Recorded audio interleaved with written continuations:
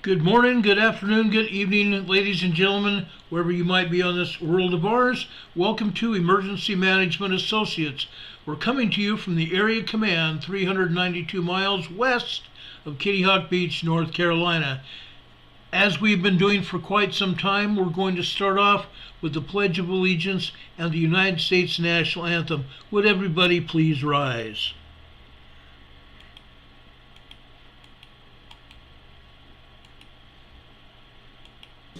I pledge allegiance to the flag of the United States of America and to the republic for which it stands, one nation, under God, indivisible, with liberty and justice for all.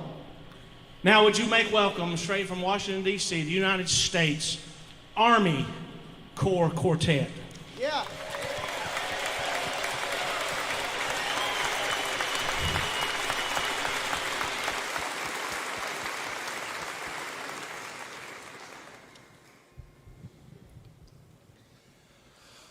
Oh, say can you see by the dawn's early light what so proudly we hailed at the twilight's last gleaming,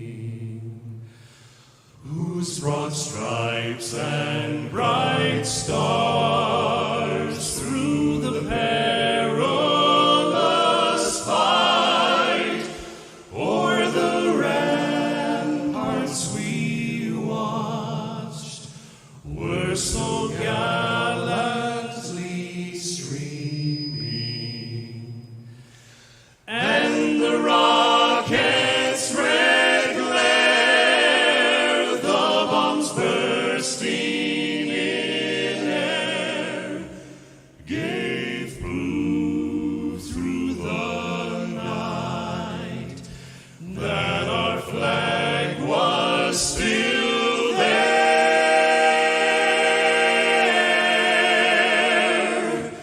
Oh, say does that star-spangled banner yet wave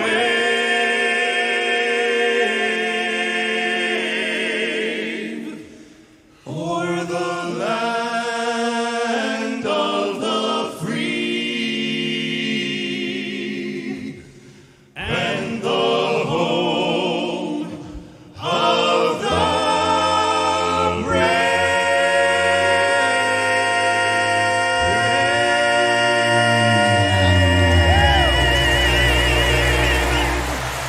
Oh yeah!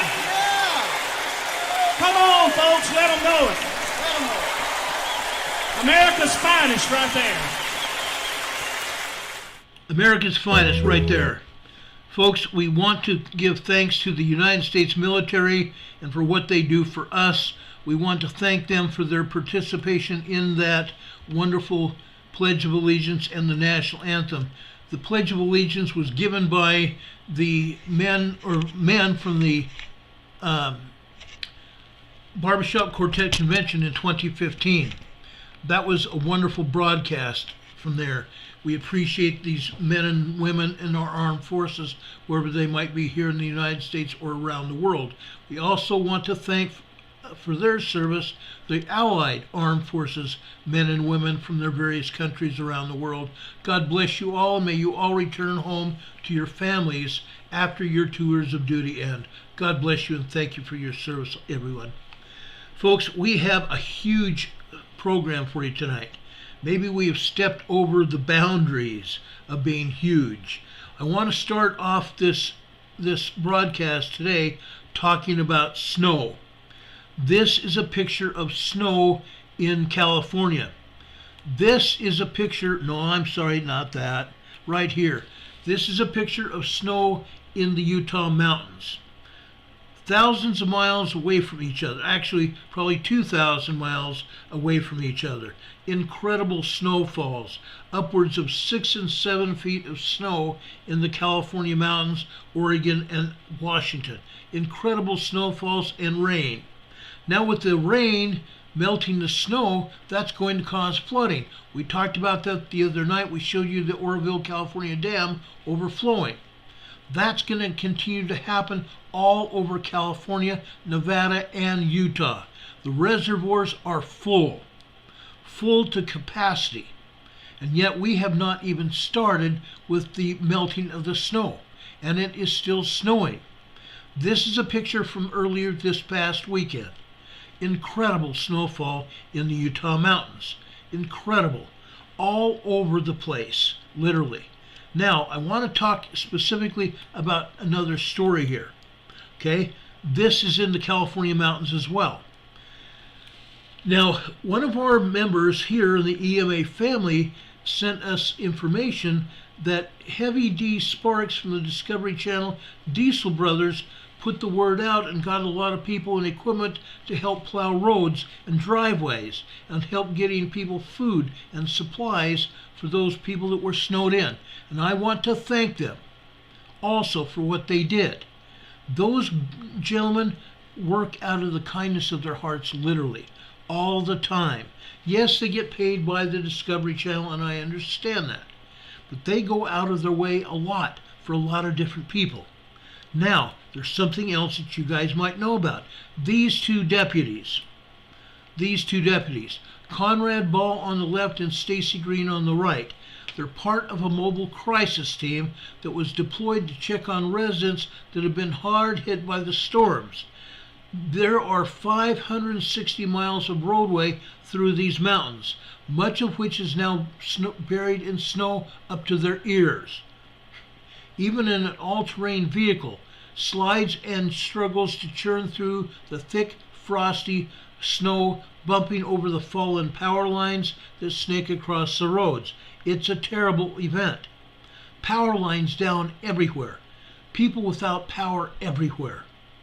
Deputies Ball and Green have been able to assist dozens of families either by ensuring loved ones are ready to weather the rest of the storm or providing essential supplies or aiding in evacuations.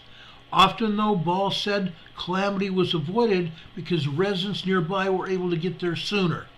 That's a common thing with these storms. Everyone sets their differences aside and really helps each other out.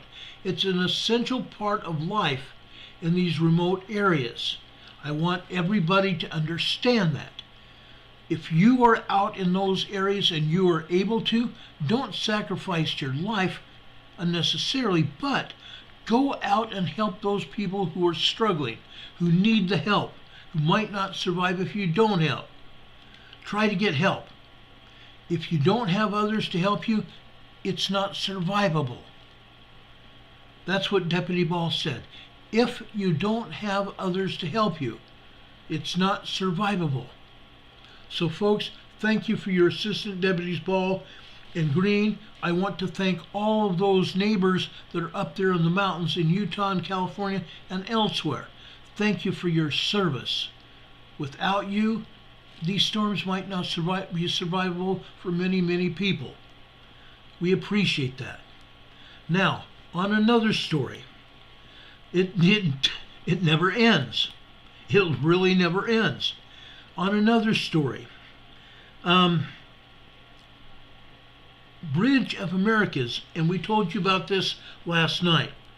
Bridge of the Americas, Paseo del Norte Bridge, and one other bridge in El Paso, California, were stormed by thousands of military-aged men, mostly men, in El Paso, Texas. They stormed the border patrol checkpoints, possibly a diversion for something else or a probe to see the strength of our port of entries. Okay, that's what I think it was. To check the strength of our border patrol entries. Why? We've talked about border entries before.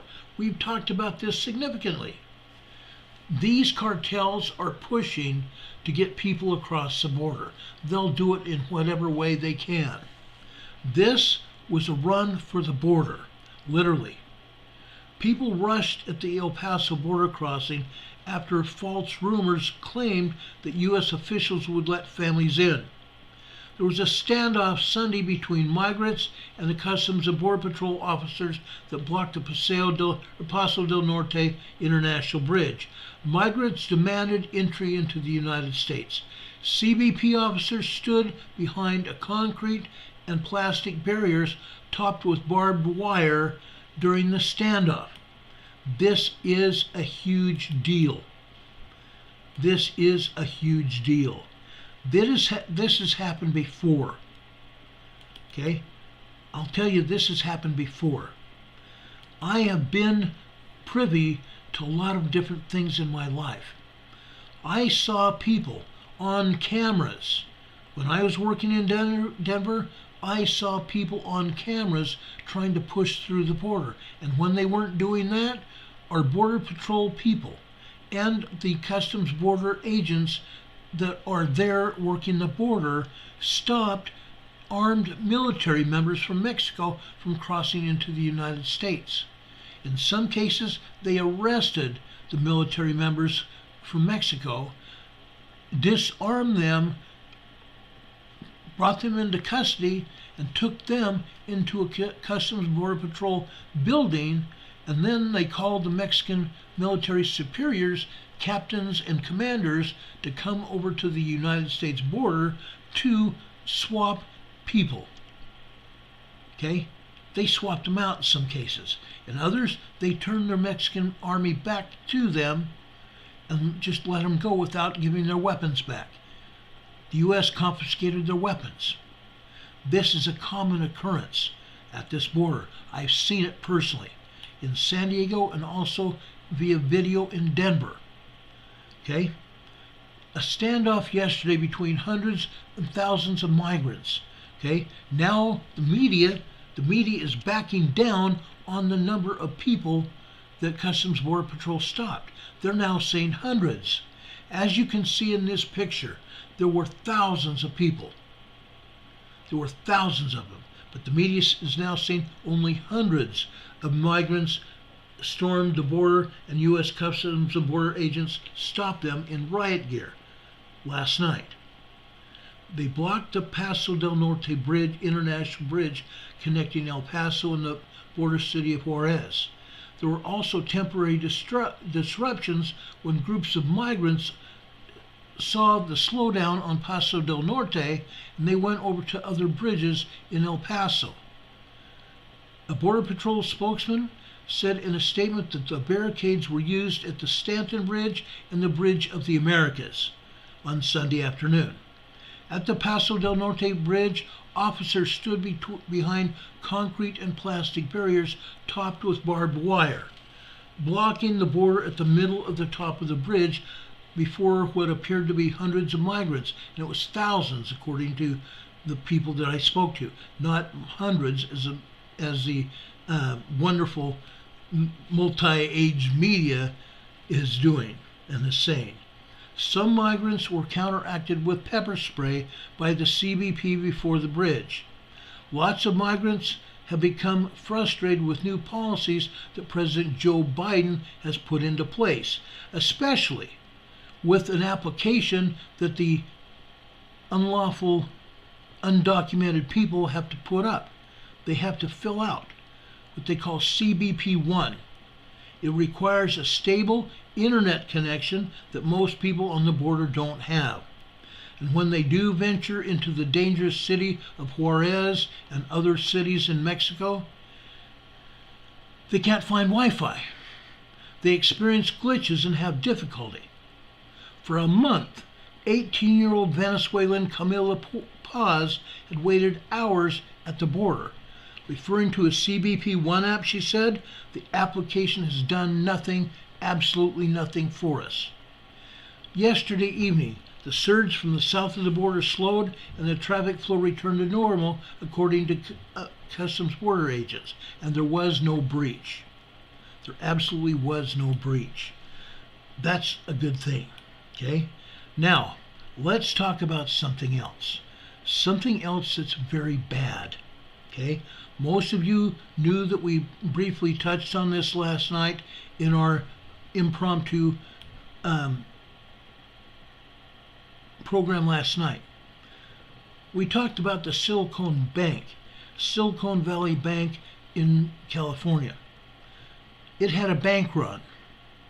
Investors and also merchants at the bank wanted their money back. They deposited money and they wanted it back. They wanted to bring their money home. And guess what? They had problems. But this bank, the Silicon Valley Bank, had been interrupted and closed by regulators because Silicon Valley Bank had misappropriated money and done things that they weren't supposed to do. But there was also another bank on Saturday, Signature Bank in New York, also was closed down by regulators. Crazy. Just really crazy. Okay? I think now about this and I just get ticked off because there's no reason for this. There's absolutely no reason for this. I keep thinking to myself, why? Why are these things happening? The reason they're happening is because the people don't get it. And I'm talking about the elites in our communities. They believe that they can do whatever they darn well please, and it's just good. They believe that they can do anything they please, and it's good. But it's not.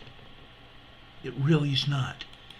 They have done stuff that I have read about. I've done a lot of research into this, and it blows my mind about what has happened. Okay? It's inexcusable.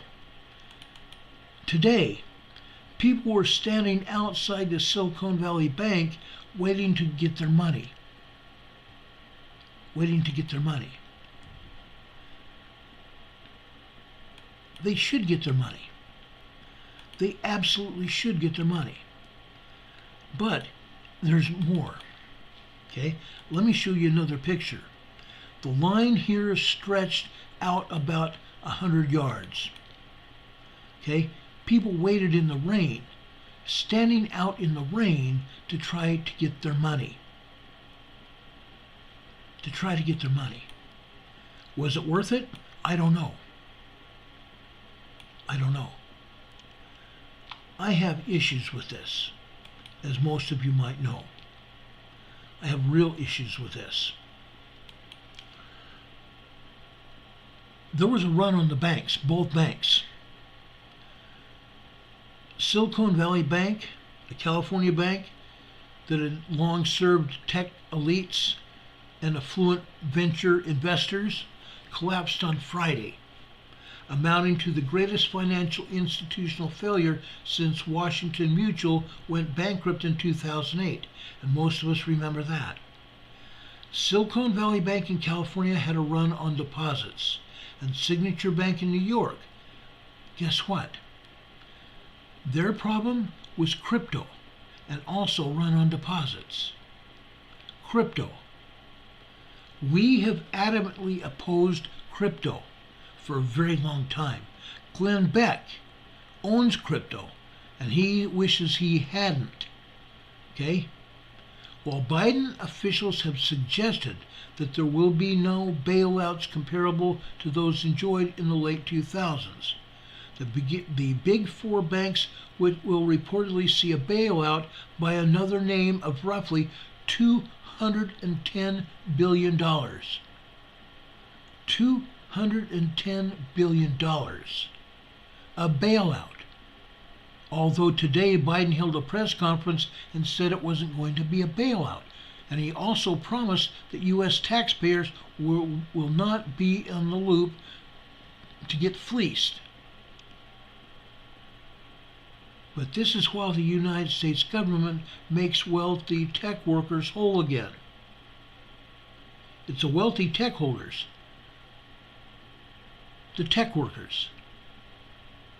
Okay? But he promises that the U.S. citizens, the ones who pay taxes, won't be held liable. Really. What happened and why did it happen? The New York Post reported that the Silicon Bank had $209 billion in assets on December 31st, 2022, and it was the 16th biggest bank in the United States. The Silicon Valley tech startups, venture capital firms, and corporate behemoths deposited at the bank and used its services. The bank was adversely impacted by the downturn in technology stocks over the past year, as well as by the Federal Reserve's endeavors to hike interest rates that have crippled the citizens of this country. Regulators said keeping open the 24-year-old Signature Bank institution, which held deposits from law firms and real estate companies, could threaten the financial system's stability. According to regulatory findings, 9/10 of Signature Bank's roughly $88 billion in deposits were uninsured at the end of last year. Uninsured. The FDIC only insures so much of a bank's money. That happened, I believe, in the early or late 90s. The FDIC came out with a statement that said they will only insure up to a certain amount of money. If you make over a deposit over that or have over that in your account, they won't insure it. Okay? The New York financial institution closed its doors abruptly after regulators said it could threaten the entire financial system.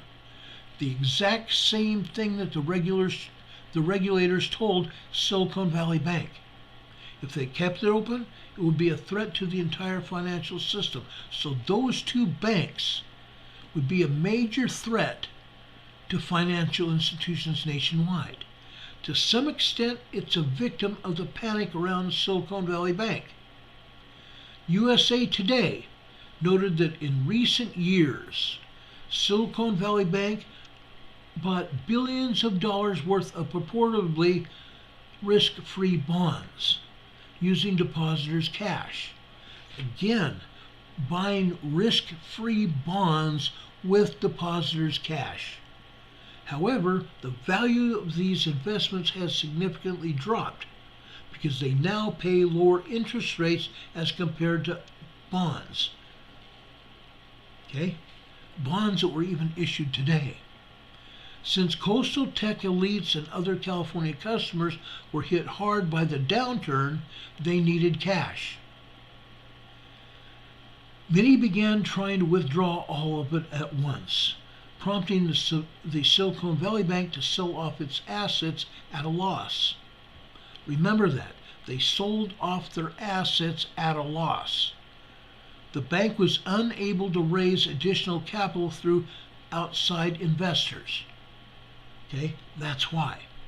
They sold off their assets, they went to outside investors, and the outside investors say, no more. Amid liquidity concerns and share losses around $52 billion, regulators shut down the bank, Silicon Valley Bank, on Friday, thereby protecting insured deposits and those remaining assets at the bank. Okay. In come the feds. In come the cavalry. The Centralists intervene. The cavalry comes in. Treasury Secretary Janet Yellen claimed yesterday that unlike the big bank bailouts in 2008, Silicon Valley Bank and Signature Bank, a New York financial institution similarly brought to the brink of collapse last week, will not, Yellen says they will not receive similar treatment in the aftermath of their breakdowns. The U.S. government will, however, reportedly be helping their affluent depositors. The U.S. government is going to help their affluent depositors, people that have lots of money. Okay? Heather's in the chat saying, I'm going to do too. My best friend recommended I do a credit union. I do too. I've talked about that on several occasions here on this channel. Get to a credit union. If you have money in a big bank, take it out, even if you have to do bit by bit. Some banks will let you take not any more than $250 or $350 a day. But slowly take that money out of the bank and put it in a credit union. And once you clear all your money out of that big bank, close the account. So you're not responsible to that bank. And that bank won't be responsible to you. But first get your money out. Okay? Now, citing systemic risk. The regulators called it systemic risk as a justification for extraordinary actions.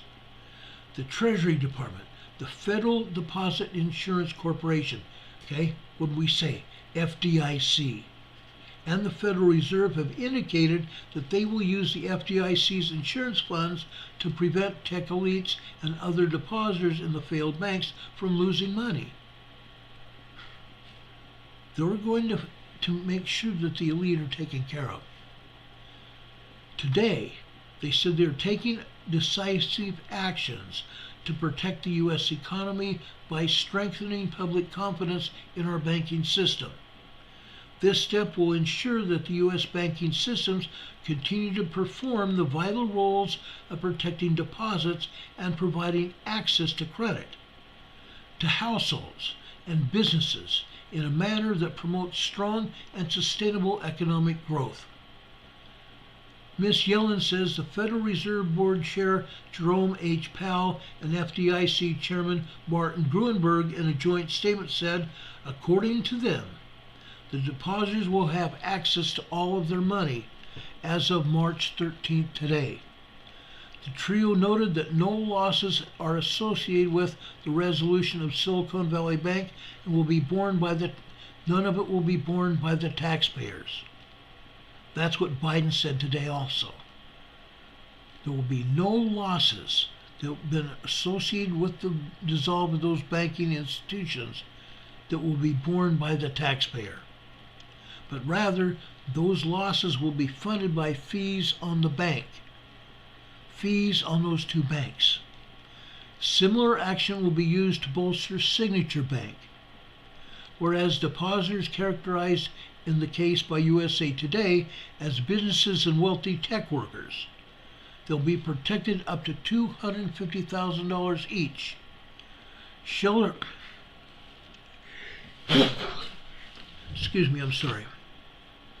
Shareholders and certain unsecured debt holders are on their own. Shareholders and unsecured debt holders are on their own. Did you hear me? There still will be people on their own because they had unsecured wealth in their bank. Extra to these actions, the Federal Reserve indicated yesterday that it will make available additional funding to eligible depository institutions to help assure banks have the ability to meet the needs of all its depositors. That's according to the Federal Reserve. The FDIC won't be able to do that. So the Federal Reserve is. Accordingly, the Fed has introduced a new lending program called Bank Term Funding Program. Bank Term Funding Program. It's going to enable the banks to take out advances from the Fed for up to a year. Enabling the banks to take out advances or loans from the Fed for up to a year.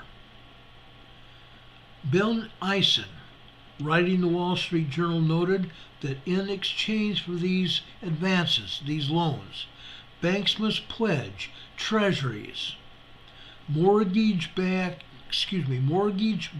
bonds, and other debt as collateral.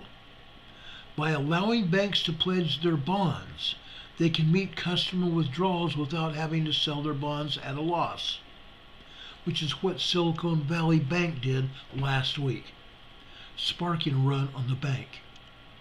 The biggest draw of this facility is that banks can borrow funds equal to the par value of the collateral that they pledge. They can't let anybody have their money unless it's backed by collateral. This means that the Fed won't look to the market value of the collateral, which in many cases reflect big unrealized losses due to the jump in interest rates. Okay? The people that borrowed money at one interest rate, they're going to have to pay it back at a higher interest rates because interest rates rose. Okay? That's what that means. Now, this is going to be a boon for the banks who are sitting on some $620 billion in unrealized losses on securities at the end of last year. $620 billion in losses last year. Should the banks fail to repay their advances, the loans, the Treasury Department, with President Joe Biden's blessing, is promising $25 billion in credit protection to the Fed. Biden is promising $25 billion in credit protection to the Federal Reserve just in case. This is in effect a de facto bailout. The big four banks are effectively getting a bailout. How big is this bailout? $210 billion bailout. We, the people, are going to end up paying for all of this. And I personally, I'm getting tired of our leaders treating us like their personal ATM. Whenever they fail, they come to us and take money from us in bank fees and other ways. And I'm getting tired of all of us being used as an ATM for their failure. It's crazy, but it still keeps happening nonetheless. Okay? It still keeps happening. And I don't think it's going to stop. I'm getting disgusted. I think everybody should be. This is affecting us. Okay? The interest rates have gone sky high. You and I are paying more for gas, we're paying more for food, and anything else that we require to live on. And they keep raising interest rates. They keep raising the prices of everything to the point that most of us can't afford the things that we really want, even the things we really need. I'm getting tired of it. I think all of you are too. Nadine Susie says, I took most of my money 5 months ago from Wells Fargo and switched to a credit union. That's a great deal. I'm glad you did. Hurricane Heather's doing the same thing. Folks, I urge you to watch what you're doing with your money. Okay? Don Patoka says he only has $1.298, so he's good. That's great. That's great, Don. I'm glad. I'm happy. And Linda Covington, says, time to go to our backyard and dig.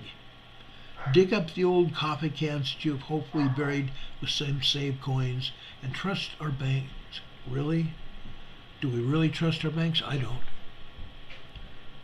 I really don't. Get your money into a credit union. At least you'll have some kind of protection. It won't be a big bank when the big banks fall on their butts. And that's what's going to happen. This is just the beginning of a huge nightmare. It's going to be a huge nightmare scenario. And I don't think it's going to be turn out very good at all. That's why we're talking about it. We talk about preparedness. We tell people not to be scared but be prepared. This is just one part of the preparedness arena that we talk about. I'm trying to help protect you, and I'll continue to protect you as long as I possibly can. I'm going to tell you things that you may not want to hear. I'm going to give you advice on what you may need to do. I can't force you. I can lead a horse to water, but is that horse going to drink? at least I hope you'll have some ideas of what you need to do. And I hope you'll do it.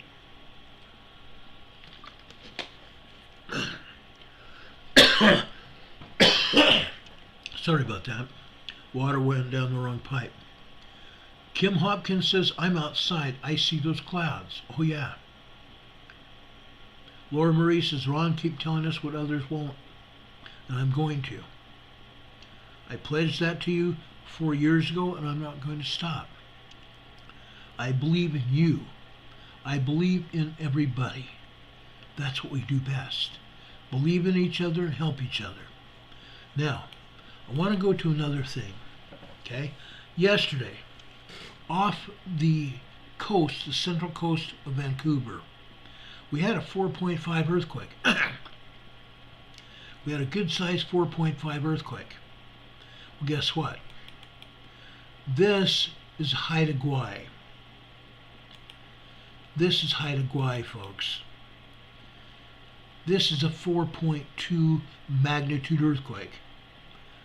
Okay? A 4.2 magnitude earthquake. This is just one of many earthquakes that we've seen up here off the coast of Vancouver, British Columbia, and over by Queen Charlotte Island, and off the coast of the entire British Columbia. Folks, we've talked about the Cascade megathrust earthquake. When we see these earthquakes being generated, this is just a warning. These smaller earthquakes are just a warning to us all. As I stated to you about 3 years ago, on December 24th, 3 years ago, we had four 7.0 magnitude earthquakes that hit off the northwest coast of Vancouver Island. 4 major earthquakes within a matter of hours. We actually thought that the Cascade megathrust earthquake was starting with those 4 major earthquakes. But that's all that happened. Fortunately, there was nothing else that happened major. No major earthquakes at all after that. I think we missed a big one.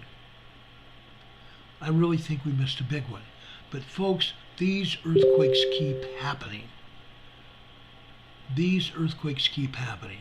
This is a 4.2 earthquake. Should we be concerned? We need to keep our eyes on the ball. We really need to keep our eyes on the ball. Otherwise, we may have to punt and the ball is going to move and we may get clobbered. We may get clobbered with a 9 to a 10.0 magnitude earthquake. And they're happening. They're happening. We've seen it hit almost that up in Alaska, an 8.7 in Alaska a couple years ago. A couple years ago, Antarctica got clobbered with a 9.0. We've seen 8.0s around the world.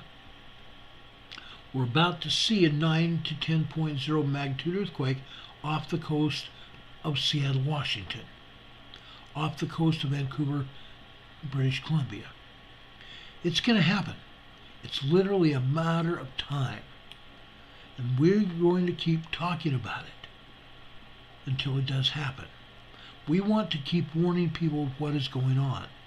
That's why we're talking about it. That really is the only reason we're talking about it. Now, I wanted to tell you about all the volcanoes that are going around, that are actually putting out steam. All the volcanoes that could possibly erupt. And quite frankly, there are other volcanoes that are going. They're going. I got another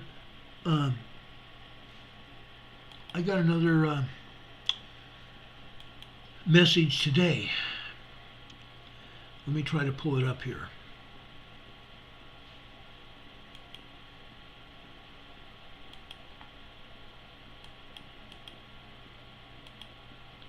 Just a second. I got another message today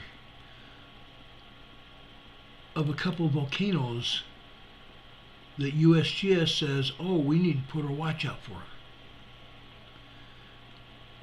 One of them is Tanana Volcano in Alaska.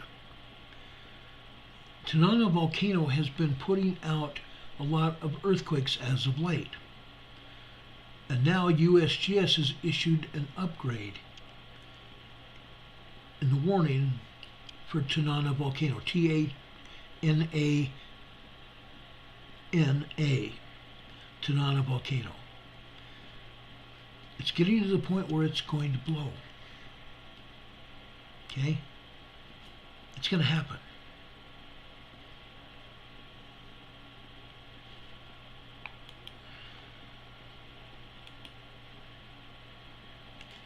It used to be on a advisory level. Tanaga, Tanaga. I don't know why I said Tanana. Tanana is also volcano, but Tanaga volcano. Okay, it was at a advisory level. Now it's on a watch level. Current aviation color code is orange. It was yellow, meaning that the Alaska Volcano Observatory really believes that it could erupt at a moment's notice. Tanaga Volcano. Tanaga Volcano has been looking like it's going to go for a while. Over the past 48 hours, earthquake activity near Tanaga has been elevated and it continues. This sustained activity indicates an increased potential for eruption at that volcano. Therefore, the Volcanic Observatory has issued a color change to orange and a volcano alert level to watch. Seismic activity is also elevated at Takawanga Volcano, which is about 8 kilometers 5 miles east of Tanaga, on Tanaga Island. If an eruption were to occur, it is uncertain at this stage if it would come from Tanaga or Takawanga. The Volcano Observatory experts have been analyzing and they continue to monitor the situation closely and to locate events as time permits. Earthquakes are occurring under Tanaga at a rate of several per minute. The largest event over the past 24 hours was a 3.9 small earthquake located under Tanaga Volcano. There have been no signs of eruptive activity other than that. Signs of unrest have been detected on satellite and other monitoring data. So Tanaga Volcano and Takawanga Volcano, we need to keep our eyes out. Okay? Both are at orange advisory level. Okay?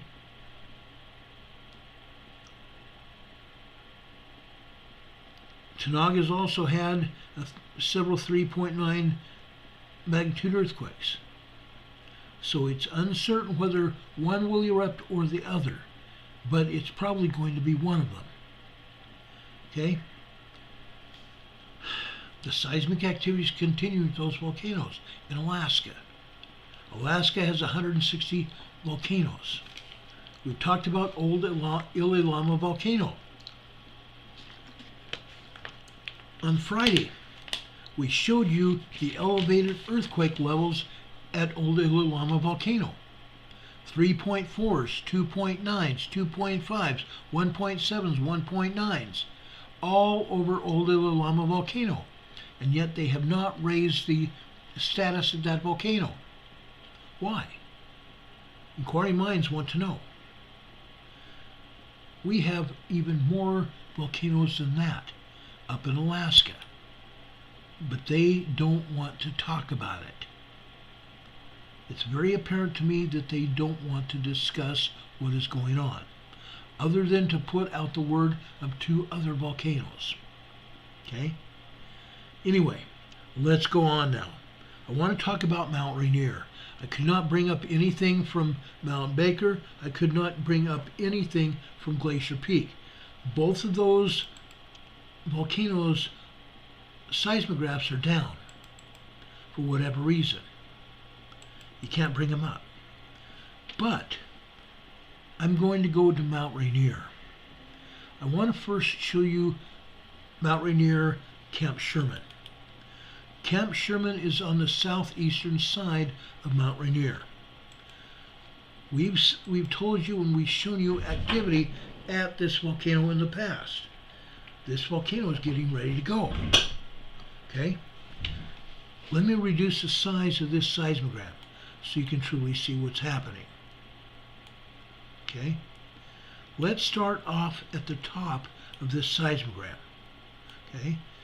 This seismograph started being recorded at 11 p.m. last night. From the very beginning, we saw magma infill signatures. The thinner lines turning into thicker lines, and the thicker lines turning into thinner lines. Okay? Look at the small tremors and earthquakes hitting this volcano from the very beginning of this seismograph. What I'm trying to tell you here, as these volcanoes are growing, as the magma continues to come into these volcanoes, it makes the volcanoes literally grow. Okay? It's called volcanic uplift. Every day, the earthquake signatures really don't change too much, except for the times that the earthquakes hit. Up at the top of this seismogram, you see a magma churn signal in the lighter blue color here. The center right here. Okay? Magma churn signals are typically 23 to 24 lines high. This one is 1, 2, 3, 4, 5, 6, 7, 8, 9. This is just about 45% of real world. This seismogram is actually showing events. They're only 45% of real world. Imagine, if you will, if each of these lines, each of these seismic signatures were another twice as long. What would we think? It would mean these seismic events were larger than they're showing them to be right now. For example, over on the far right up here at the top, okay, this earthquake here happened at 22:15 hours. I'm sorry, I was thinking it was 2300. This happened at 10 p.m. This seismogram was starting to record at 10 p.m. last night. This earthquake on the top right here, it looks like a 2.0 earthquake. Okay? On the left-hand side it says 2215. Actually, it doesn't show anything. But the top of that says 2200, which means this line is 1015. Over on this side, this is 10:14 p.m. It looks like a 2.0 earthquake. If we look at this in another instance as twice as long as that, this would have to be at least a 3.0 to 3.5 earthquake. This is at Mount Rainier. If you go to the USGS map, it doesn't show any earthquakes at all in Washington or Oregon. None. Zip. This means that they are not putting out the information. We talked about this before. They're not putting out the information. We can go to the seismograms and we can see exactly what's happened, but they're never going to tell us. Going back to the left, just on the left side of this magma churn signal, we have a longer dark blue line. Okay? That is at least a 2.5 earthquake. If we want to, and it could have gone, if it was allowed, this earthquake would have gone long above this paper that this is written on. Okay? It could have been a 4.0 earthquake. That's what I'm saying. Okay? The magma churn signal has it as only putting out 46% of real world. If we want to look at it that way, we multiply by 2 and we get the real size of these earthquakes. Okay? So that was a significant earthquake, both of those earthquakes. We see magma on the lines here. Each line here on the horizontal is 15 minutes long. So we see all this earthquake and magma activity. Okay? The vertical lines without dots in the middle of them. The straight vertical lines are steam signals. Mount Rainier is steaming. It's steaming every day. Okay? Now let's move down this seismogram. Look at what we're seeing this morning. Okay? Looks like we have 2.2, 2.3 earthquakes here over on the 7 o'clock line. The center of the 7 o'clock line is probably close to 7:11 a.m. this morning. A 2.2 earthquake, or multiply times 2, at least a 3.5 earthquake. Okay? But all of these earthquakes are large, and they should be reported. They're not large by 5.0 range, but they should be reporting. These are reportable earthquakes. All these earthquakes are reportable. Yes, we see a lot of tremors here too. Anytime where we see earthquakes, we're going to see tremors. How is that caused? The magma coming into the magma chamber is coming in under pressure. And when that magma comes in under pressure, it literally destroys the rock. It fractures the rock. That's causing earth movement. The fracturing of rock by that incoming magma under pressure is fracturing rock, causing earth movement. Here again is another magma churn signal. Okay? We can already see that it's the same as the other one. They usually are. Over here on the left-hand side, okay, look at that earthquake there. It looks like a 2.5 earthquake. It lasted, I'll bet, almost a full minute. The top and the bottom are chopped off, so it could very well be a 4.0 earthquake. But again, this agency is not promoting honesty here. So they chop the earthquake off so we don't really know how strong it was. But we look out to the right. Looks like there's a triangle out there to the right. That is a secondary wave of seismic energy that earthquake caused. The secondary wave also is a good lookout for how strong this earthquake was. I'm saying probably 3.5 earthquake. A 3.5 earthquake. Okay? We continue to see all these other tremors and earthquakes here today. It's a big deal. It's a huge deal. Mount Rainier is one of many volcanoes that's getting ready to erupt. It's just one of many volcanoes getting ready to go. What's going to happen? There are going to be a lot of people displaced, right? There's going to be all sorts of mayhem as a result of these volcanoes erupting. Whether this one or Mount St. Helens or any of the others. There's going to be mayhem. There's going to be people killed. There's going to be people injured. There's going to be lava effusing from the volcano, rolling down the slopes of the volcano. With that hot lava, it's going to also cause something else. That hot lava coming down the mountain is going to interfere with the streams or the rivers around that mountain. It's going to cause a lahar, a debris-filled river or stream, carrying all sorts of debris, rock and trees and limbs, and also snow and the lava.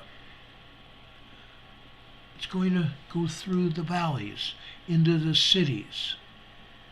Property's going to get destroyed.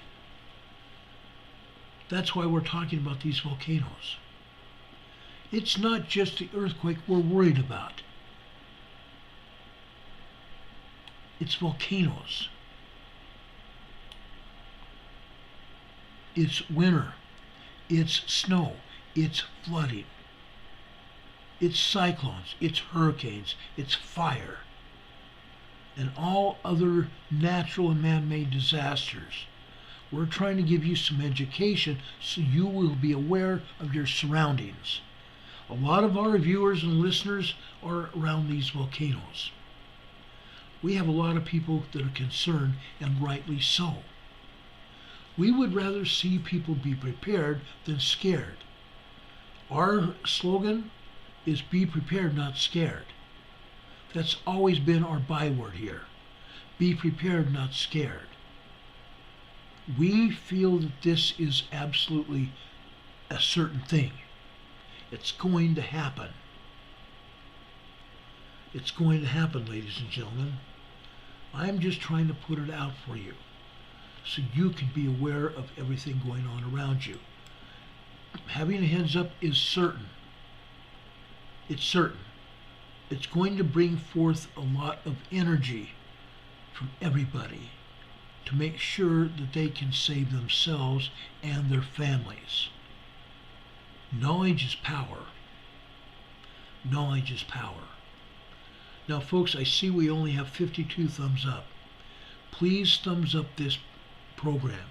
If you enjoy what we're talking about, you see something good coming from this program, make sure you give us a thumbs up.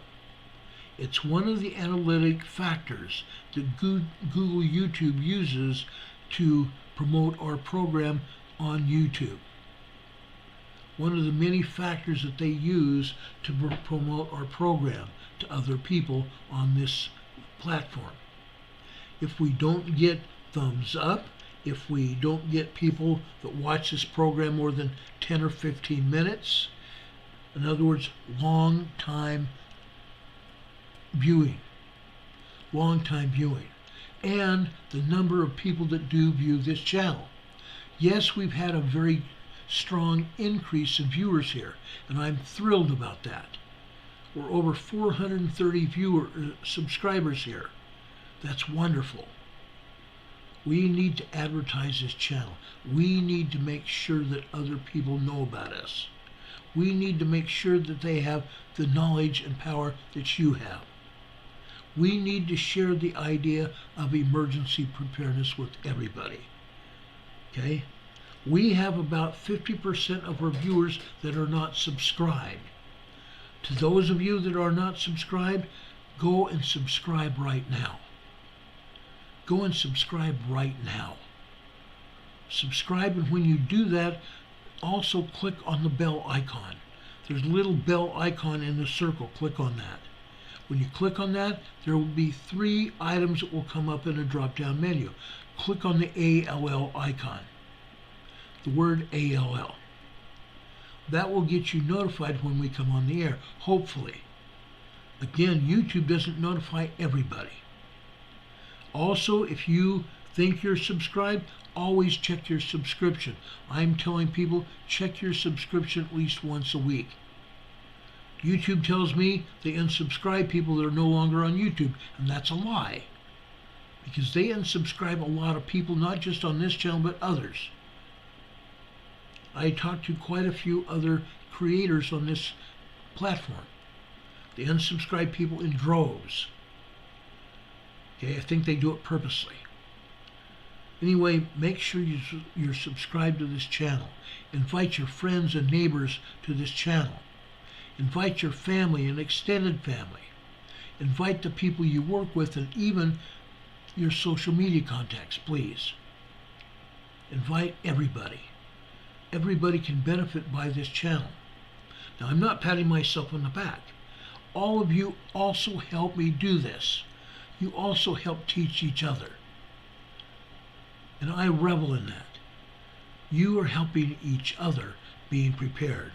You are sharing information with each other. And I applaud you for that. I want to thank our mods for being here as well. I love each and every one of you. I care about you and your families. I care about our mods here. You guys are wonderful people. You do a wonderful job. And I can't thank you enough. Anyway, guys, I'm going on here. I'm going to show you something else about Mount Rainier now. Okay? I want you to understand what is actually going on here.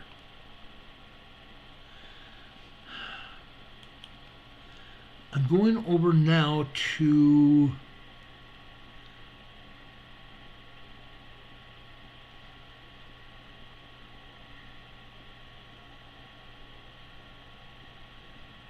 I'm going to show you Camp Muir. This is Mount Rainier Camp Muir. Okay? Let me enlarge this a little bit so you can see it. Again, we're seeing a lot of earthquakes here, not just tremors. Yeah, we're seeing a lot of tremors, but we're seeing some earthquakes too. Up here near the right center here, that looks to be a 2.2 earthquake. Okay? We know from that other seismograph that seismograph is only 45% of real world, so is this. Okay?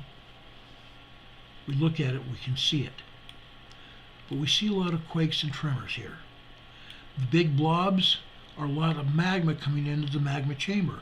And usually when we see these big blobs, there is also vertical lines running out of those blobs, because the magma coming into the volcano here is causing rock fracturing, like we talked about a minute ago. Rock fracturing, earth movement. Okay, that's what we're seeing here.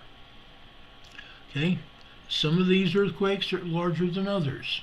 The same thing with the tremors. We don't see any very large earthquakes, and I don't think we have 4.0 earthquakes here. But we are seeing significant earthquake activity, nonetheless. Okay? Look at all that. Then down here at the bottom, look at that line on the bottom. Look how thick it is. If this agency were to make sure that their seismograms were settled right, in other words, turning the seismograph up instead of turning it down, we'd see a lot of magma, wouldn't we? We may even see these lines completely fill the seismogram, meaning that we can truly see how much magma is coming in these volcanoes. And I know for a fact there's a lot. I continue to watch it on a daily basis. I watch about 100 to 150 seismograms every day. Every day. Whether it's here in the Pacific Northwest, or whether it's on the New Madrid Fault, or whether it's on the East Coast, up in Texas or Oklahoma, or over in Australia or Japan or Indonesia or South America or wherever it might be, Europe. I look at about 100 to 150 seismograms a day. That's a lot of information. And I try to give you the benefit of a doubt on what's going on, so you can prepare. Now, let's continue. There's something else here at Mount Rainier that you need to see. This is a spectrogram coming from Emerald Ridge, Mount Rainier Emerald Ridge. The seismogram is not available because they screwed it up. Yes, they have a tendency to screw up the seismograms. It happens a lot, actually. But this particular spectrogram is showing us the magma heat. The heat of magma at the bottom of this spectrogram. And you see lines coming up from the bottom heading towards the top. Those light colored lines are magma heat approaching the skin of the volcano, trying to get out of the volcano. The heat inside this volcano. A couple years ago, when we were monitoring Mount Rainier, I was watching on a camera. And we recorded and put it out on the air that day. We showed you that the skin of Mount Rainier was hot. Hot enough to melt ice on the side of the volcano. And as a result, there was a huge piece of snow and ice that fell down from the top of Mount Rainier and went down to the bottom. Okay? It's called a lahar. A lahar. Some other parts of that volcano at the top were still covered in ice and snow. But this time, on the side of the volcano, that ice and snow fell down the entire side of the volcano, called a lahar. At first when it happened, USGS and also the Forest Service denied that it happened. But within a matter of a couple days, they admitted that yes, indeed, there had been a lahar, and it carried a bunch of trees and twigs and tree branches and rock and other debris down the side of the mountain. And it destroyed a road that was going around the mountain, completely obliterating that road, and it had to be repaired. After that, the Forest Service and the USGS installed lahar sirens around Mount Rainier in case there was a lahar again, that people would get a warning that the lahar was either in progress, happening, or was about to happen, so people would be able to evacuate the area. Well, here we're seeing magma that's come into the magma chamber and the heat that's rising here to the surface of the volcano. Okay? Yes, Mount Rainier is covered with snow, as well as St. Helens and other volcanoes covered with snow. How do we know it? We've seen it. Folks, we are telling you, from looking at these spectrograms, that the heat is rising at these volcanoes. Last week, it was a lot worse than this. A lot worse. Almost a third or better of the spectrogram was covered in heat. Some of it was blue-yellow throughout the spectrogram, showing the magma was very hot and the heat was rising to the surface. This only happens when the volcano is about to erupt. This is just one tool that scientists have to see that this volcano is about to go. And yet they're not talking about it. Oh, Ron, you don't know what you're talking about. Yes, I do. I've been doing this a very long time. They don't want to say it, but this is true. Okay? We showed people the video of that lahar going down the side of the mountain, and later they had to admit to it. That's how it all goes. That's exactly how it all goes. Let's go over to Mount St. Helens now, okay? I'm going to show you a seismogram at East Dome of Mount St. Helens. This is just one of several seismograms on the volcano caldera at the top of the volcano, okay, at the summit. If we go out here and show you the entire seismogram out here, okay, at the top of it, again, the seismogram started being recorded at 10 p.m. last night. You see magma here on every line here at the top, or almost every line anyway. You show magma coming into the magma chamber. The thicker the lines, the more magma here. You have 3 lines of magma showing. Okay? Then they turn it off. They abruptly turn the seismogram off. Turn off the seismograph. Turn it completely down. It was down, okay, it was turned off just before 10 p.m. Just before 10 p.m. last night. So 2 hours on that side of midnight. They don't turn it on until almost 11 p.m. or 11 a.m. this morning. Almost 11 a.m. Then they turn it back on.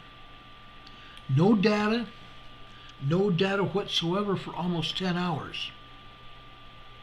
A little over 10 hours. Then all of a sudden, we have the same kind of lines that we had before they turned it off. Isn't it interesting how they did that?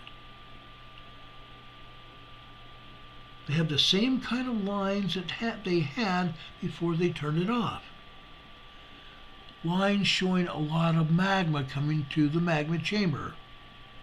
Okay? Then over on the right-hand side, we have another good-sized earthquake again. By good-sized, I'm saying 3.0, 3.5 earthquake. The top and the bottom of it has been cut off. Right here, we're seeing probably a 2.7 magnitude earthquake. Double that, and we're probably seeing a 3.5 earthquake. A 3.5 earthquake. Okay? Over here on that line, over on the left, see that little thin line going upwards? That is the turn on signal. That's when the seismograph was turned on. Every time we see one of these lines, we know that the seismograph was turned on. If the line goes down, the seismograph was turned off. Okay, that's what happened earlier today. Actually, late last night. But we see magma here coming into the magma chamber. We see some earthquakes as well. Several of these earthquakes are 2.5, 2.6, 2.7. Okay? We continue to see them. The tops and the bottom cut off again. On both of these, heaven forbid we know the truth. Okay? Again, nobody put any kind of earthquakes or tremors over at Mount St. Helens or Mount Rainier today. Didn't show any at all. Nothing either in either state. Okay? But here you see a lot of magma coming into the magma chamber. The thicker lines here. Okay? I want to show you that. There's a lot of action at Mount St. Helens. A lot of action at Mount St. Helens. Mount St. Helens is getting ready to go again. Okay? There's one other one that I want to show you. Okay? The one I'm going to show you is coming from Mount St. Helens. It is called September Lobe. September Lobe is showing us the VLF waves. These curly lines here. These wavy lines. These are very low frequency waves. Okay? They're called very low frequency waves.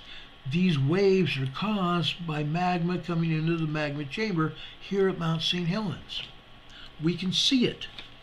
We can see where there's a lot of activity. Now, the reason I showed you the other seismogram, okay, almost the entire 10 hours, maybe a little over 10 hours, there was absolutely no record of anything happening at Mount St. Helens, was there?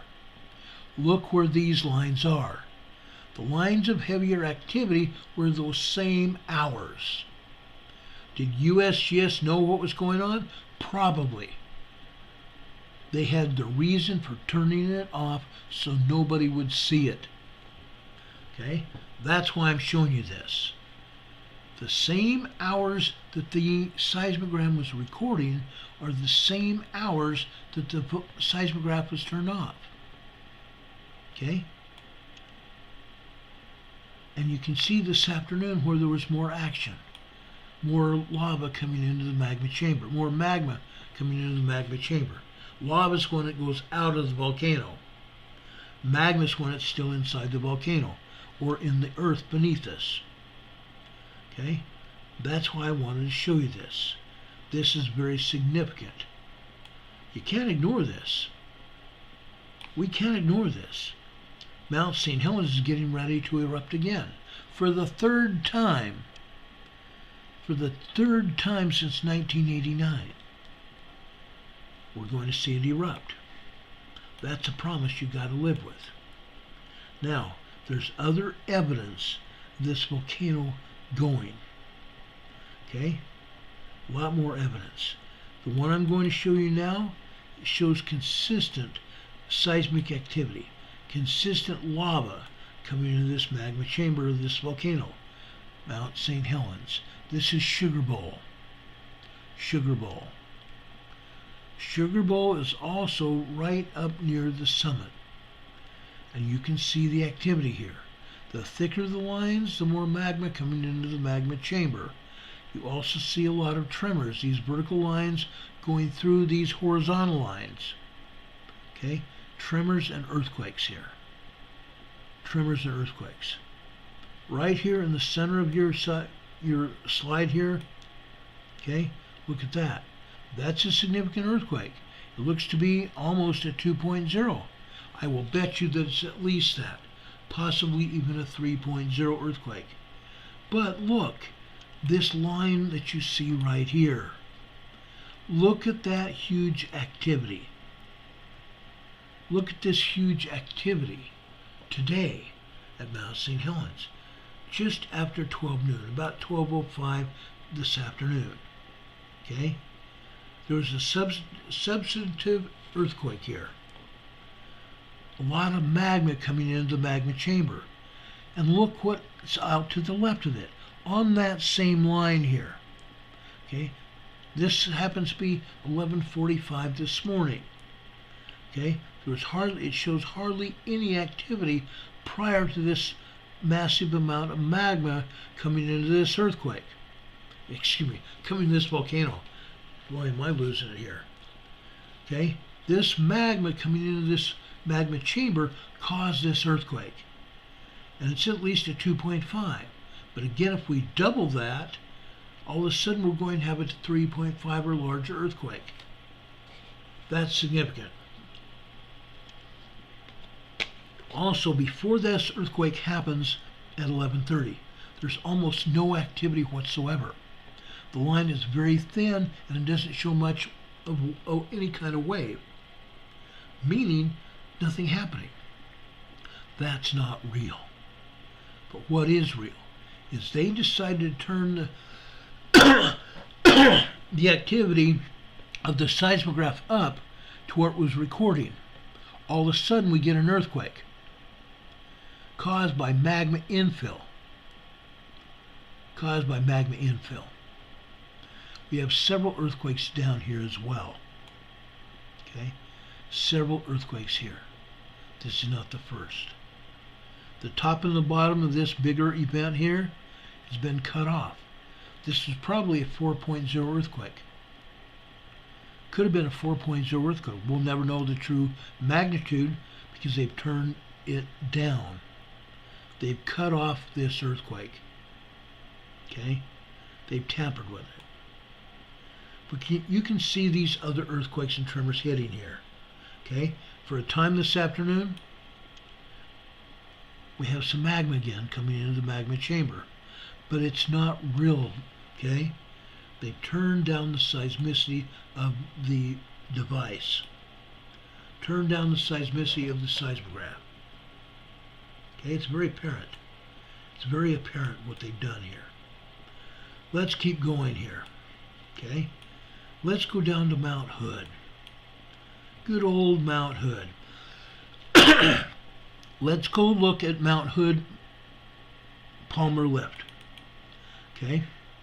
Palmer Lift. This shows the most magma coming into Mount Hood.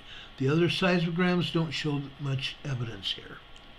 This one shows a lot of evidence of magma coming into the magma chamber. Okay? Again, you see these thinner lines turning into thicker lines. More magma coming into the magma chamber. Okay? And the thicker lines turning into thinner lines. This is what typically happens at volcanoes. But it just doesn't stop like they portray it to be. Okay? They turn it down, and then they turn it up for a short time, and then they turn it down again. Heaven forbid they're honest with us. You can see it here all over. You can see it all over here. This is Mount Hood. A year and a half ago, USGS came out and said and put out an advisory for Mount Hood saying that Mount Hood was getting ready to erupt. So we got on the air, we showed you seismograms of Mount Hood. That day was a Sunday afternoon when they put out the advisory and we came on the air.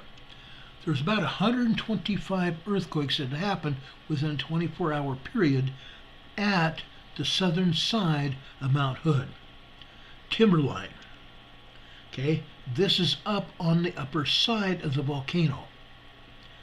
This is Palmer Lift.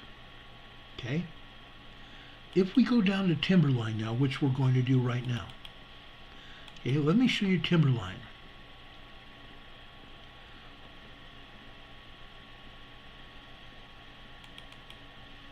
Okay, this is a seismogram at Timberline. Up at the top, the other seismograph was showing us that we had a lot of activity. Okay, but what have they done with this seismogram? Okay, first off, they're not showing us everything. They've turned this thing down again. They show us a little bit of activity just after 10 p.m. Then they turn it down, and it stays down, and there's just a tiny bit of activity being shown.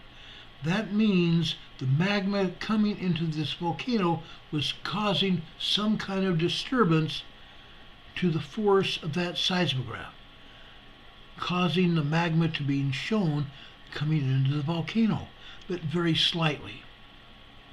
Again, the sensitivity has been turned down. Okay, we have a couple bursts of magma here, over on the right-hand side here near the center here, upper center here, and the seismogram pretty much stays turned down. And I believe that the more seismic activity we had here, the more magma that's coming into the magma chamber is overcoming the sensitivity of the seismograph. Okay, we don't have any magma churn signals on this seismogram because the sensitivity's been turned way down. Okay, but you can see the activity at Mount Hood. It's not changed. It really isn't changed. The earthquakes continue to hit these volcanoes, guys. The magma continues to come into these volcanoes whether or not the agency lets us see it. Okay, it's going to continue. They can lie about it, they can hide it, but then when the earthquakes and the volcano erupts, what happens to them? They've got egg on their face because they haven't told anybody. And it's no wonder that people are going to be upset when their homes are destroyed, when their livelihoods are destroyed, because the agency didn't say anything. Let's go down south from Hood to Sisters Volcano. Sisters Volcano is actually 3 separate volcanoes. Sisters Central, Sisters North, and Sisters South. About 6 or 8 months ago, it looked like Sisters Volcano was getting ready to erupt. USGS, in fact, issued another advisory for Sisters for a possible eruption. They issued a color yellow advisory. It was an aviation color code, meaning possible eruption could happen. Okay? All you see here now are little blips on the seismogram showing magma coming into the magma chamber. Okay? But this thing's turned down so far that the magma is working very hard to even make a subject note on this seismogram. Okay? You can see the turned down lines here, meaning they're hardly moving. A normal day, a normal seismic day at a volcano is going to show wavy lines here. It's going to show an increased seismicity, a thicker line. When we don't see these thin lines, it's because the seismograph has been turned way down. And that's what they're doing here. This seismograph monitors 3 volcanoes, Sisters North, Sisters Central, Sisters South. They ought to be having seismographs at all three volcanoes. Okay? Look here, what I'm going to show you. This looks like a sizable amount of volcanic activity at Sisters Volcano. Look at these, guys. They are tremors. Each of these are tremors except here in the lower center part of the seismogram. We have some red lines here. The red lines here are at seismic areas on this seismogram, meaning the red lines have been turned on by the computer to tell the seismologist, hey, this is pertinent. You need to look at this. This is important. Okay? We have a couple red lines here. One in the center and one off to the right. There's a lot of magma there. And I believe those lines indicate that there is not just a lot of magma, but there was probably some earthquakes involved, not just small minor fracturing. Okay? You can see the amount of magma here coming into this magma chamber. And it's a lot more than they would want us to see. Okay? Compared with the top of it, see what I'm talking about? A turn down of the system. This should be happening. Okay? Now, there are quite a few other volcanoes around that we ought to be talking about. Okay? I'm going to show you a couple more. One is Newberry Volcano. I have two seismograms I can show you. I'm going to show you one. Okay? This one shows an awful lot of activity at the bottom, just like Sisters did. Why? Because the upper side of this seismogram has been turned down.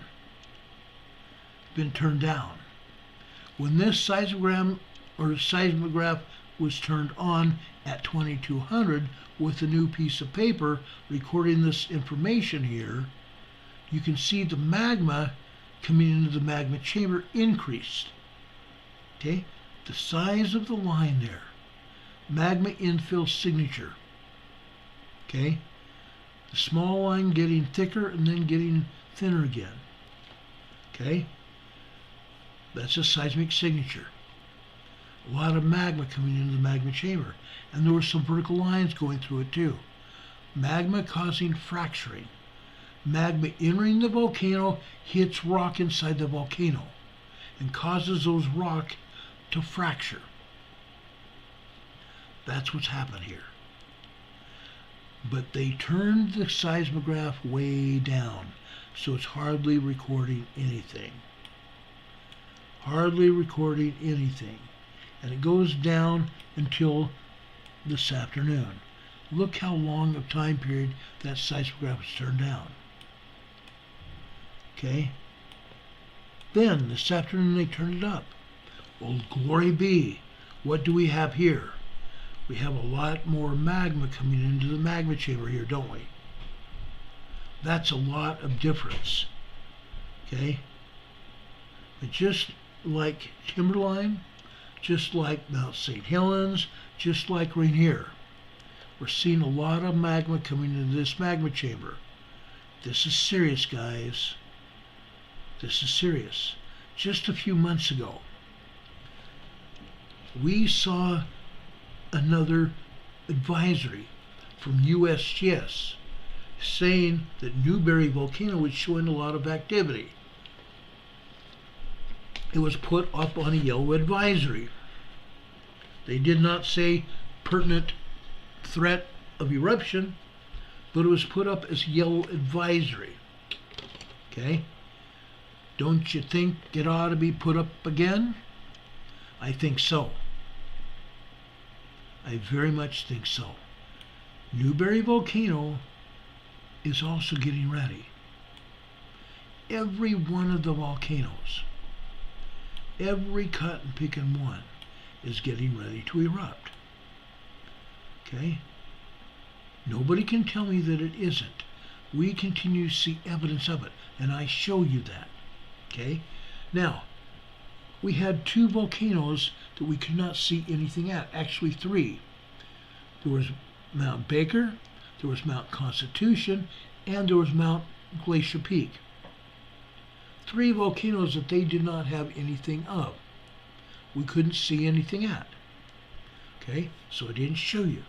Those 3 are also moving, whether they show them to us or not. So we count those 3, and if it all comes about, I think it will. We have Olympic Peak in Washington State. We don't have anything there right now either. That makes 4.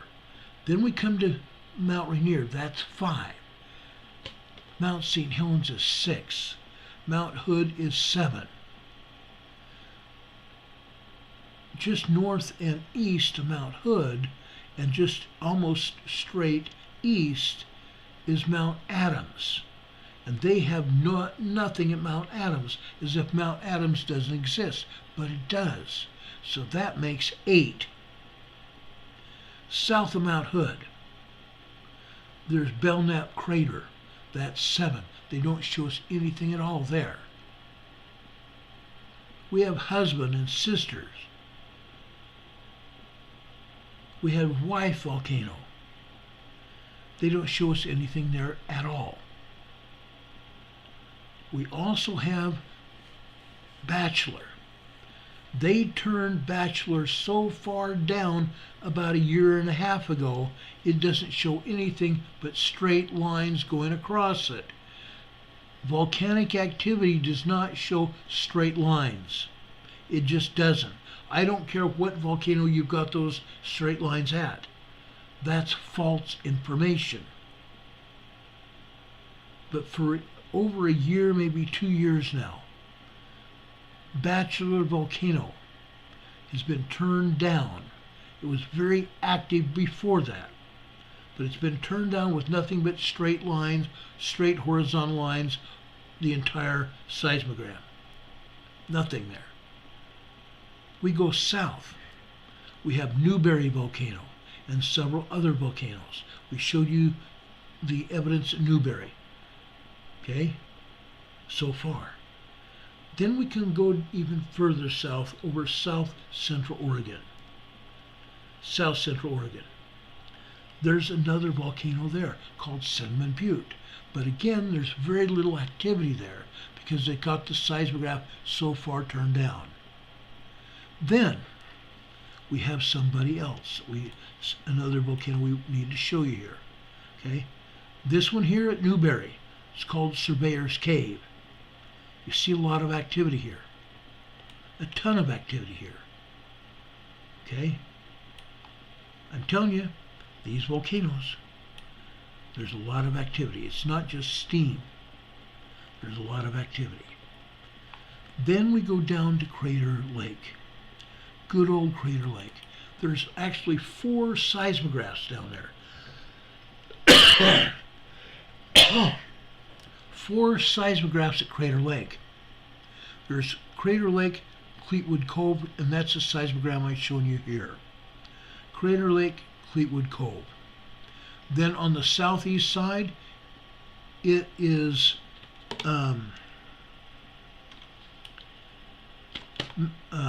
gosh.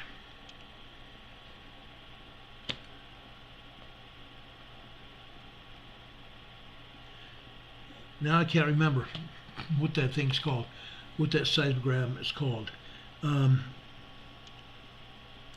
It's COMS, okay, Mount Scott.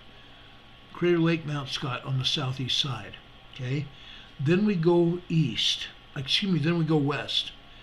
On the western side of Crater Lake, which is a volcano. It's a good high mountain with an alpine lake at the top of the volcano.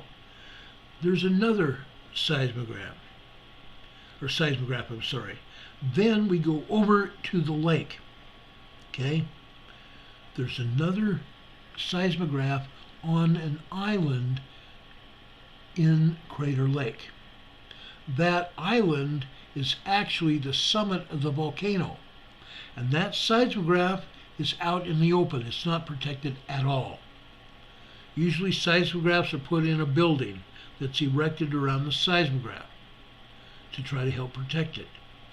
That seismograph is not usually able to show much of anything because it's affected by the wind, it's affected by the rain, the snow, the sleet, the hail that's hitting that seismograph. So we don't usually use that. We can't. But we could use the other three if they were turned on and usable, but they never do. Mount Scott has been shut down today. Sometimes it's available, sometimes it's not. Mount Scott has been turned down today, and so has the other two seismographs. Been turned off. Don't have access. Here at Crater Lake, we do see activity here, just like we've seen at some of the other volcanoes. But during the day and last night, they turned it way down, almost off. Okay? Then this afternoon, it was turned back on, turned back up. We're actually seeing activity. A lot of magma coming into Crater Lake volcano. We don't see anything extraordinary, though. We don't see anything extraordinary. Yes, there is an increase in magma coming into this volcano this afternoon. Okay? That we know. But this is the only information we have at Crater Lake. We can go down to Northern California. Mount Shasta. Mount Shasta has 10 seismographs surrounding the mountain. But what happened at Mount Shasta? I bet you can't tell me. You might. There's only one seismograph showing any kind of information at Mount Shasta. Seismograph LDL on the south central part of Mount Shasta. Okay? Up at the top of it, just like the other seismographs that I showed you. Up at the top of it, this one was turned on and running after 3 p.m. yesterday. 1500 yesterday's 3 p.m. Okay? We see some magma, a little bit of magma coming into this volcano. On the seismogram, it's showing thin lines here. They get a little bit thicker and then they get thinner again, showing you magma coming into the magma chamber. Okay? But they're very thin. They're not telling us exactly what's going on. Okay?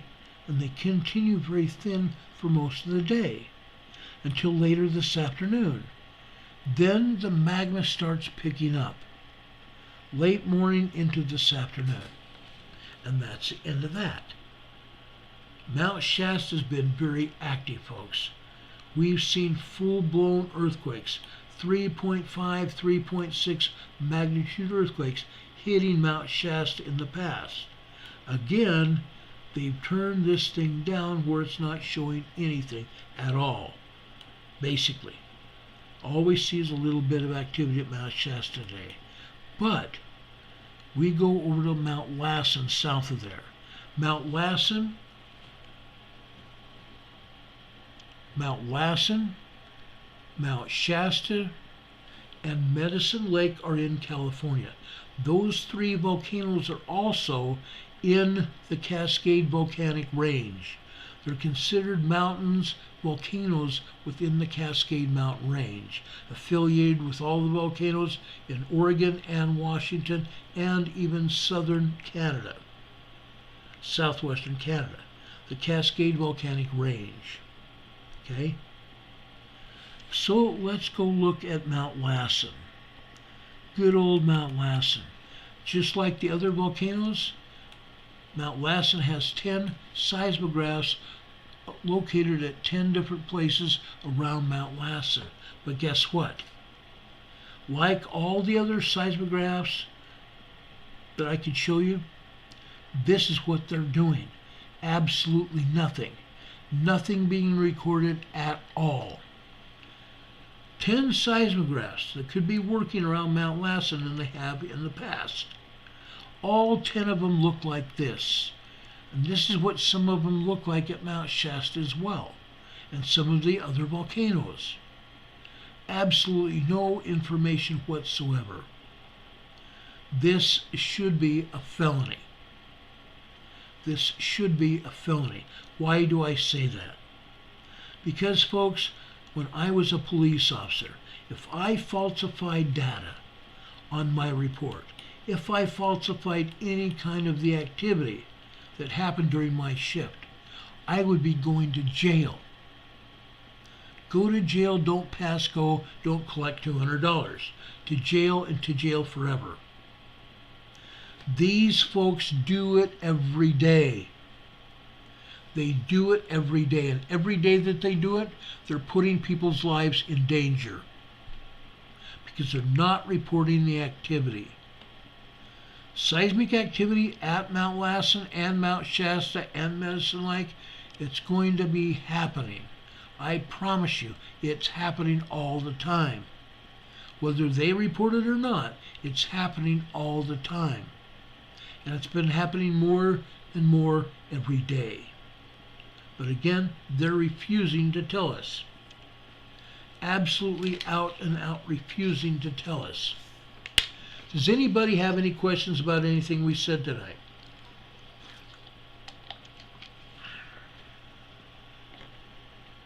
Yeah, Kimberly, you and Heather need to go to work at USBS and kick some butt. Put on your spiked high heels and your pointed toes and go in there and kick their butts. That is what needs to happen at that agency. Okay? It's crazy. I showed you the evidence today. They don't want anybody to know what's going on. There is a town in Washington, and our friend Marfugel, Adam, went to that town and recorded information in a video that he put out. It might have lasted no more than 15 minutes. This was about sometime last year. It's called Ocean Shores. He spoke to residents of Ocean Shores. He spoke to police officers. He spoke to paramedics and firefighters. Almost no one knows anything about Cascadia. Nothing. The firefighters have not been trained to know what's going on if an earthquake was to happen. Nobody has any training at all. The police don't either. They're going to fly by the seat of their pants when the Cascadia megathrust earthquake happens. There's not just Ocean Shores. I'm sure there are probably 20 or 30 or maybe 100 different cities along that area in Washington that will not know what's going on when a major earthquake hits. They will not have been given any training whatsoever, and they haven't been told anything is even going on. Imagine their surprise when all of a sudden there's a 5.0, a 6.0, a 7.0, an 8.0, or a 10.0 even. Imagine their surprise when their house starts shaking and then starts falling apart. Imagine their surprise when they're driving down the road and they drive right into a fissure that's opened up in the center of the road. That's going to happen. Bridges are going to fall. Everything west of Interstate 5 is going to go down. And if that weren't enough, within 15 or 20 minutes after that, there's going to be a major tsunami happen. I'm saying a major tsunami that's going to be able to rock your socks off. Okay? Multiple tsunami waves coming in off the Pacific. Multiple tsunami waves anywhere from 50 to 150 feet high, roaring into the towns up and down the entire coastline of Washington, Oregon, and California. Yes, the San Andreas Fault in California is going to be triggered by the Cascadia megathrust earthquake. You can take that to the bank. You can take that to the bank. It's going to happen, guys. Chris Miller says she's been there. She grew up 29 minutes away from Mount St. Helens. There have been many people in this chat room that have. There have been many people that have been in this chat room that live in and around Rainier, in and around St. Helens, in and around Mount Hood, Crater Lake, Newberry Volcano. I have gotten correspondence from many of you that have been visiting those volcanoes and the area around it. Okay? One woman and her husband went over around Mount St. Helens, over to Studebaker Ridge, showing me the melt that happened, the lava over at Studebaker Ridge. It could be Studebaker Ridge was a volcano in and of itself. Okay? Seismic energy all over Studebaker. But heaven forbid the Pacific Northwest Seismic Network puts anything out. Heaven forbid the USGS would cover it. They don't. They point to Pacific Northwest Seismic Network, which covers Studebaker Ridge. Up to a year and a half ago, Studebaker Ridge was covered top to bottom, side to side in their seismogram every day, without fail. But again, it's not happening today. It didn't happen yesterday. They turn it way down so it doesn't record anything, or where it just barely records anything, period. It's incredible what they do and don't do. Things are real, guys.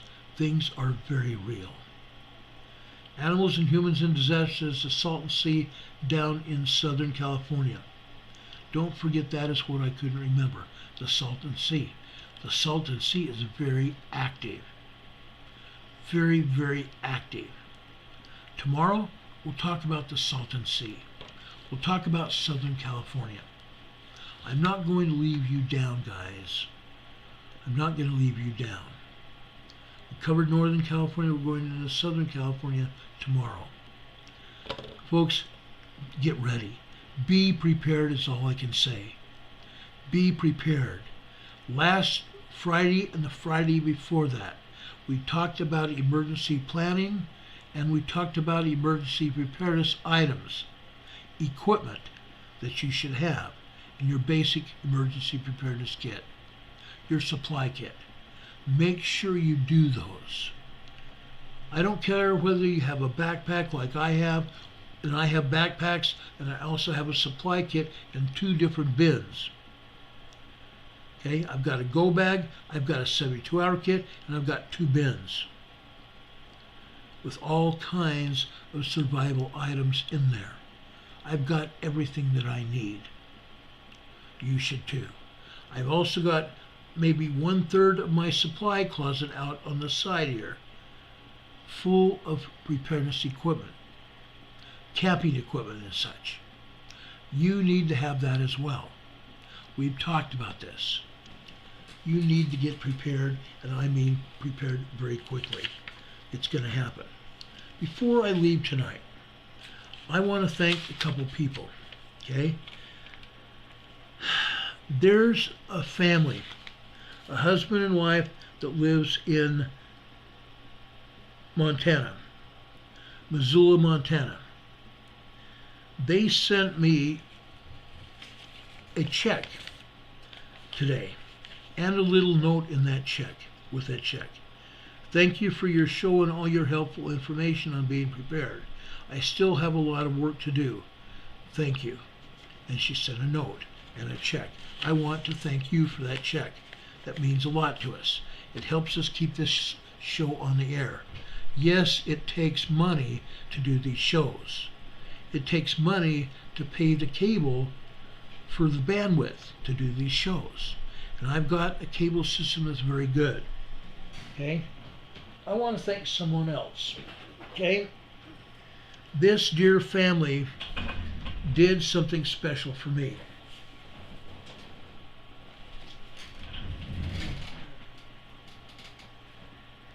Okay, just a second, guys. I'll be right back.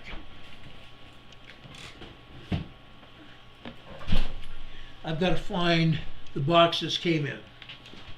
I'll be right back.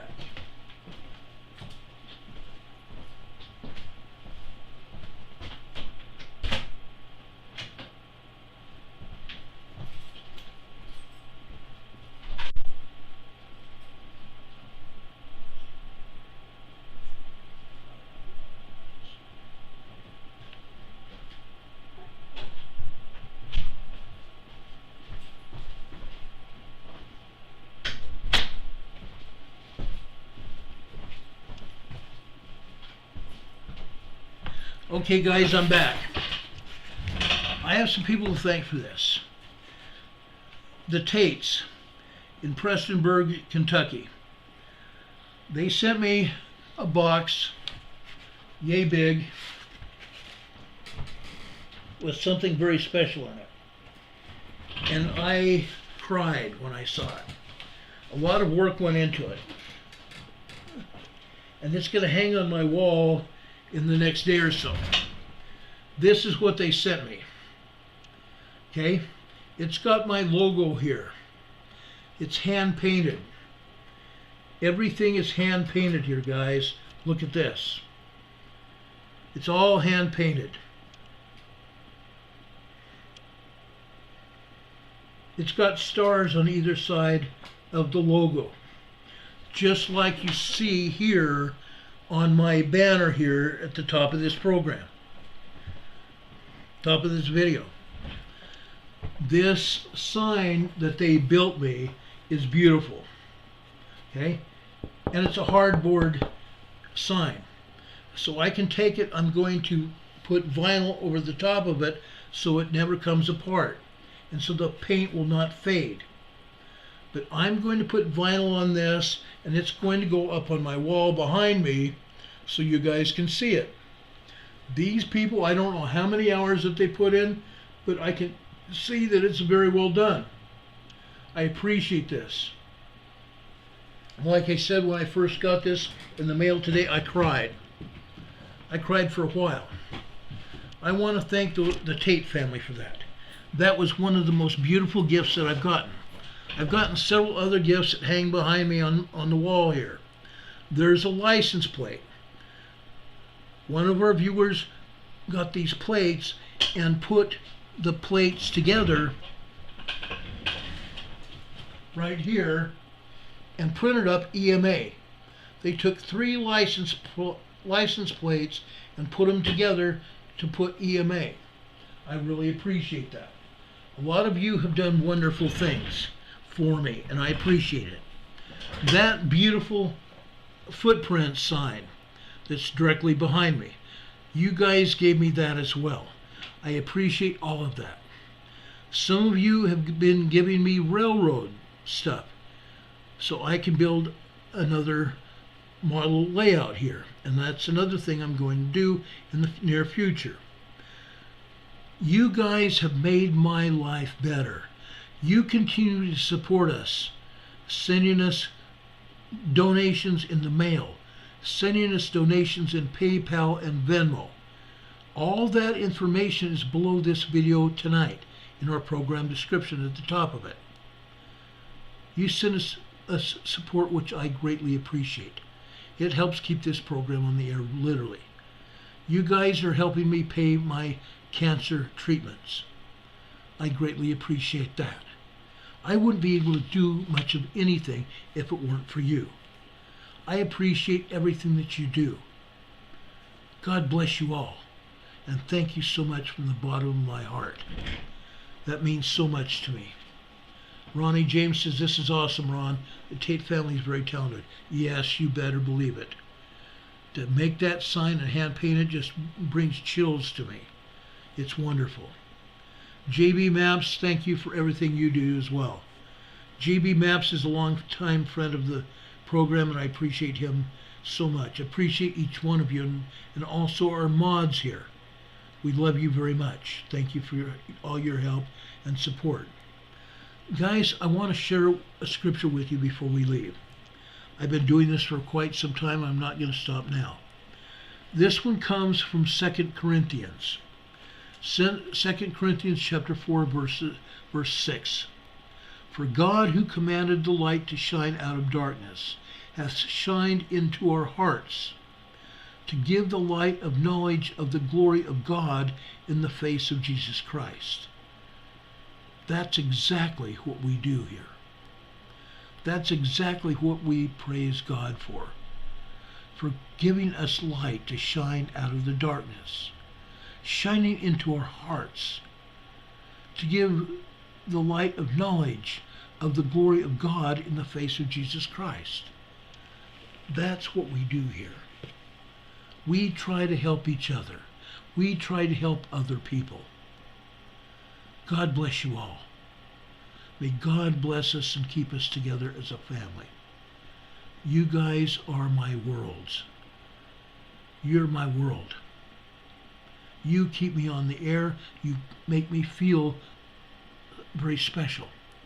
You guys here help me with strength and help me grow here. You give me the information that I need to have to be able to put on a show like this. It takes a lot of digging. I've done a lot of digging for a lot of information since I started this program nearly 4 years ago. That is not going to stop. If anything else happens tonight, we'll be back on the air to tell you about it as soon as the information becomes available. That's what we do here. We've done it a lot lately. Okay? I want you to know how much I appreciate and love each and every one of you. I appreciate those of you that have searched high and low for this channel. After it was taken away from me by a hacker, we've got another channel here. We're continuing to put out the information that you need to prepare for emergencies and disasters of any kind. That's not going to stop. We give you information about whatever's going on. That's not going to stop. You need that information so you can prepare everything, no matter where you live, whether it's England, Scotland, Finland, Norway, Denmark, Sweden, Romania, Australia, Japan, South America, Indonesia. Every one of you need this, and I need you. Thank you so much for all you do for me. God be with you. God bless you with those things that you stand in need of. I wish I could shake each of your hands and give you a hug. You guys are, like I said, my family. You guys mean the world to me. May God bless you. May God be with you this day and always. We love and care for you so much. JB's here, says, Ron, you've earned all the love and respect we here feel for you, both you and your mod squad. Make folks feel better about our current insane situations. Missouri says, Ron, you're awesome. You guys are also awesome, and thank you.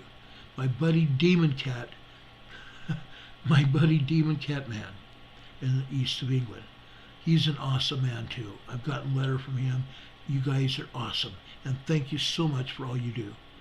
Now, guys, as we end this program, I have great love for you. God be with you till we meet again. We will see you around the corner. Good night, everybody. Much love. God be with you till we meet again.